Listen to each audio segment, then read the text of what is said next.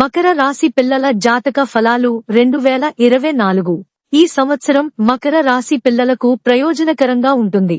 బుధుడు మరియు శుక్రుడు వంటి అదృష్ట స్వభావం గల గ్రహాలు సంవత్సరం ప్రారంభంలో 5వ ఇంటిని చూపుతాయి మరియు మీ పిల్లల లక్షణాలను మెరుగుపరుస్తాయి. మే 1న బృహస్పతి మీ 5వ ఇంట్లోకి ప్రవేశిస్తాడు.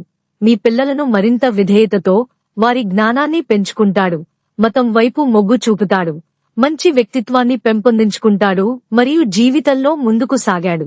మీరు సంతానం పొందాలనుకునే జంట అయితే మే 1 నుండి 5వ ఇంట్లో బృహస్పతి సంచరించినప్పుడు ఈ సంవత్సరం చివరి వరకు మీకు మంచి సమయం ఉంటుంది.